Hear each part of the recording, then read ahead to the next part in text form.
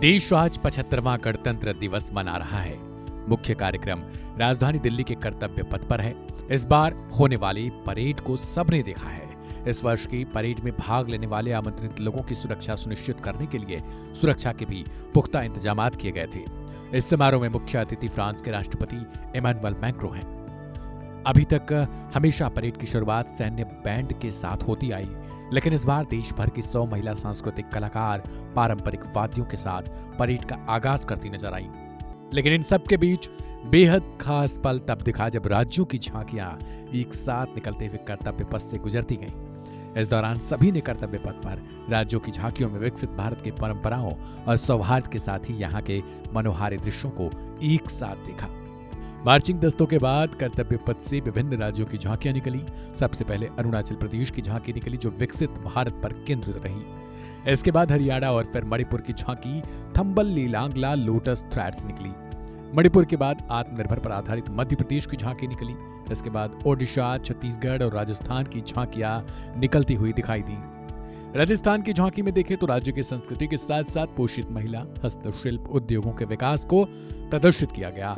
पधारो हमारे देश के थीम पर राजस्थान की झांकी देखी गई, जिसे सबने देखकर गर्व महसूस किया।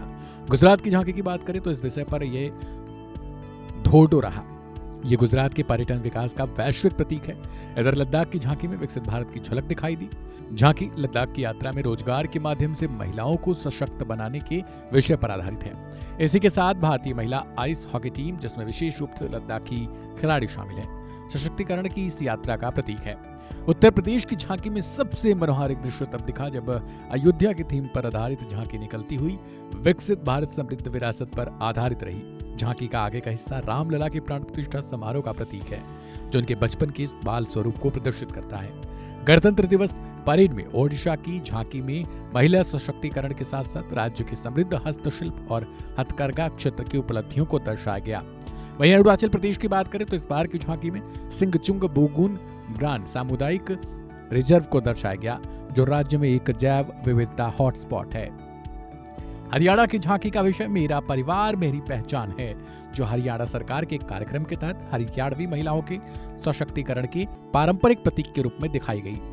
इसके अलावा तेलंगाना की झांकी अपने आप में खास रही। वहीं मणिपुर की झांकी ईमा की थेल 500 साल पुराना बाजार और दुनिया का एकमात्र बाजार, जिसे पूरी तरह से महिलाएं चलाती हैं, उसको प्रदर्शित करके एक बार फिर से मणिपुर को मनोहारिक दृश्यों के साथ प्रस्तुत किया गया। फिलहाल आपको किस राज्य की झांकी बेहतरीन लगी, और फिर इन झांकियों को मिलाकर एक भारत को श्रेष्ठ भारत के तौर पर आप कैसे देखते हैं, उसे कमेंट करना बिल्कुल ना भूलें और सब्सक्राइब करें वन इंडिया हिंदी को।